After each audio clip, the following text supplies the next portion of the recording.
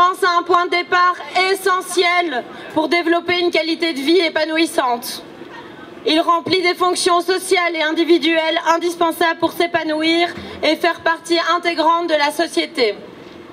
Malheureusement, un trop grand nombre de personnes en Belgique peinent à trouver un logement décent et à un prix proportionnel à leurs revenus, voire se loger tout court.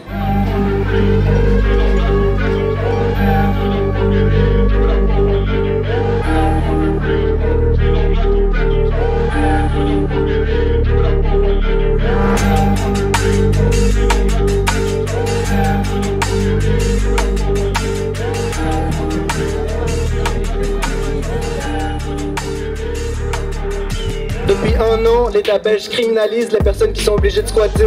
Cette loi inhumaine, elle s'attaque à des personnes précaires qui n'ont pas d'autre choix que de trouver un toit en occupant des bâtiments vides.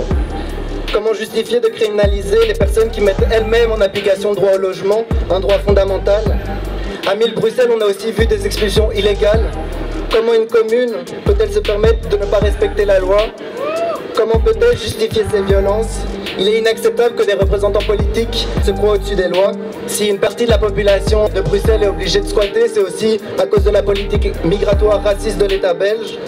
Il y a plus de 100 000 personnes sans papier dans la précarité.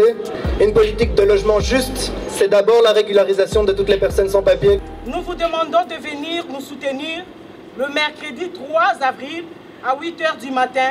Sinon, 80 personnes, dont 30 enfants, seront dans la rue. Les sans-papiers, on est sans papier. L'expulsion doit échouer. Venez nombreux, nous avons besoin de votre soutien.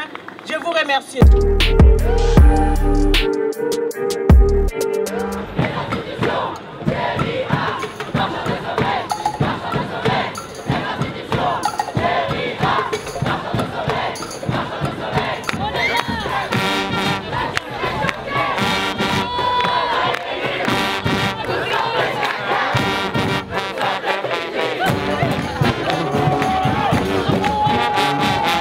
On a la confirmation que l'expulsion est annulée pour aujourd'hui, donc c'est bien. Mais elle n'est pas annulée, c'est-à-dire qu'elle est juste ajournée, elle est reportée parce que la police a constaté qu'on était trop nombreux et que donc ils n'étaient pas en mesure d'expulser. On voulait vous remercier encore une fois d'être venus. C'est vraiment grâce à cette mobilisation, il n'y a pas autre chose, il n'y a pas eu cette fois un accord à la con. Ils ont rien pu faire, ils ont juste pu venir et constater l'ampleur de cette mobilisation et donc renoncer. Il y a des renforts qui avaient été demandés à la police fédérale qui ont été finalement annulés parce qu'ils ont estimé que même avec ces renforts, ils n'auraient pas pu expulser. Donc,